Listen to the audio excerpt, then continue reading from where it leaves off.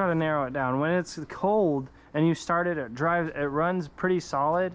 And then when it like warms up a bit, no, it's just always like that. I can make it to about where that Chevy truck is in the road usually, and it'll. And then it just falls on the face. Okay. Sometimes right here to this intersection. Yeah, and we're not getting any codes from like misfires or none of that. Yeah, it's all air, fuel, or air related. So, all right. So I did see on my notes here that or that I made on my notes. Vacuum leaks will cause all this shit. So, yeah. So we need to figure out where a vacuum. Yeah.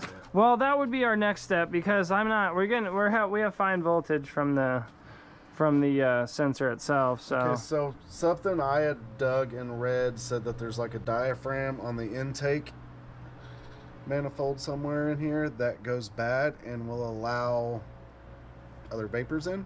Oh yeah, do a smoke test on the whole system itself and see that. I mean, it's a little expensive to do that though. You know what I mean? To run a smoke test because I mean, just the chemical I have to use and stuff itself is kind of pricey.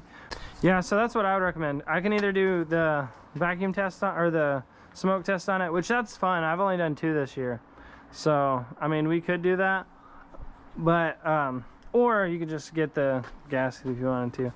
Man, personally though, I would recommend like getting the smoke test on it just in case. I mean, because if it's leaking more than one spot, you know, we'll be able to figure it out. And I mean, or you could, if you wanted to, bro, you can do both. You can get and I'll cut a deal if you wanted to go ahead and get the gasket if it was that. How much are your smoke tests generally?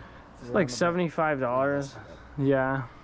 I thought you was gonna say like $200, $300, $400. Oh no, yeah, no, it's like $75. Well, the chemical's like $24, and so, and I mean, I'm standing doing it, so it's not hard. But you know, but I would recommend doing that. It for sure sounded like it had a leak, like an intake leak. And that gasket could just go out. But it's really good he wasn't getting any misfire codes or anything like that. Yeah, it runs great when she's running. It's just something, I could tell it's something either air or fuel by how she's acting. Everything that I'm getting from it is saying air. Yeah, and then if you've already, and what it was telling me is to change your air filter and change your map sensor. And so he did both of those, yeah. Yeah, that was and what I so did first was. So I had like, from the list of things I had, it was checking the volts first, and then if the volts were fine, then replacing the sensor because the sensor itself could be faulted. And you've already put in 3, and then it even said on the forum you could have bought a bad sensor. You freaking replaced one of them plenty. I'm pretty sure is because I mean that's how it came, and the seal's just ate up on it. Yeah, like it's a bad seal all around it. Bro, I get some weird numbers. I get Michael Jackson. I got Freddie Pimpin the other day. Yeah. It's got to be some of them cheaper phones where they can put in whatever. Yeah, Freddie Pimpin. You fucking are not named Freddie Pimpin. I guess I will see about finding in the manifold for sure. And I'm down with the smoke. I mean, it's not going to hurt me to replace all of the vacuum leaks anyways that we find, to be honest. Because it's the same as that one, I thought. Bro. Figured your problem out, dude. Holy shit. Look at there. That's my problem. I guarantee you. Yeah, well, yeah, dude, that's your freaking. So, and that makes so much sense because look, we got your electrical right here that I was having from, and then that's why I was freaking probing those, and then I have that barometric pressure sensor, which is that. Yeah.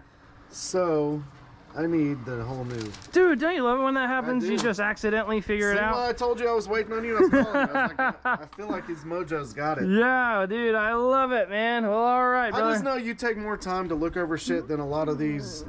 Like, seriously, Christian Brothers, I took this there and they scanned it, said it's your fuel pump immediately. Oh, yeah, no, so I ain't about that life, brother. And I took it back and they said, it's still your fuel pump. So I replaced it again and it was a tensioner. Yeah, no, I'm not, yeah. And they wanted $2,200 to put in a fuel pump.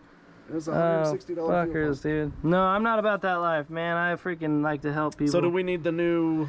Well, you'll have to find this freaking... I could wire that in for you, no problem, but we'll have to find the wiring loom. So that, yeah, that's your intake sensor. So we can, I mean, we can ship, bro. We can grab that number off of it and get an identifying match on it, and then, you know, get a freaking wire loom from that. Yeah, and then we'll have to, I can come out and just cut it down here. I'll just remove this shit and cut it, put a new one on it. Ching, that's awesome, dude. I love when that happens. Okay, so Yeah. I'll get that ordered. How great. Yeah. Terrific, man. See, we just happened to. Which- Look, yeah. you killed another mini on your list. Yeah, See, you fixed one the great. other day, here's you another one. Yeah, that's terrific. Yeah, that would be like 3 under my belt, brother. Yeah. You get a couple I won't more. hold it against you if you couldn't, because I know they're finicky little. Yeah. No, that's awesome, man. Well, I'm glad that we freaking too. figured it out. And that was, it's totally like God was saying, hey, That's look, man. definitely gotta be a problem. Yeah, oh yeah, absolutely. And you're 100% right, because you're like, I feel like it's a sensor problem. Because it was just weird how it would work and it wouldn't work. Yeah. Yeah, and those codes, yeah, they were freaking broadened, so it was like, even if you erased them, they were right back, Yeah, you know what I mean? immediately. Yeah.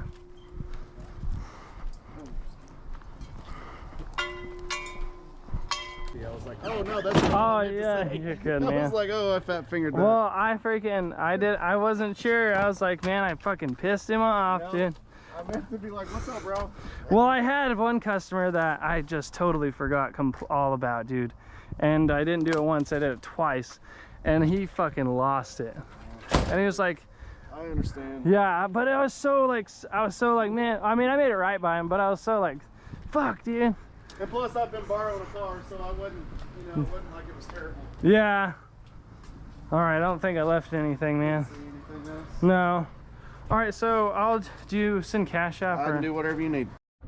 Okay guys, so here's the deal. The reason why I immediately started testing voltage and started testing power wires and stuff is because all the codes were coming back is either the sensor was bad or there was a wiring issue. Everything was saying it had too much voltage, it was high voltage, inaccurate readings from the ECU. And rightfully so, because do you guys remember when I was probing the wires, period, I said that the brown and white wire was the ground, and so that was the wire on that map sensor on the intake itself that was broken. And I knew there was two. I knew there was two freaking, I could only see that main one, but there was two. And they're both called map sensors. And so these were the 4 codes, I'm sorry, that I was getting. P0103, P0108, P1239, P0113. All right, so all of these, either a sensor or multiple sensors are bad, or there's a wiring issue. That's why I immediately went into the wiring.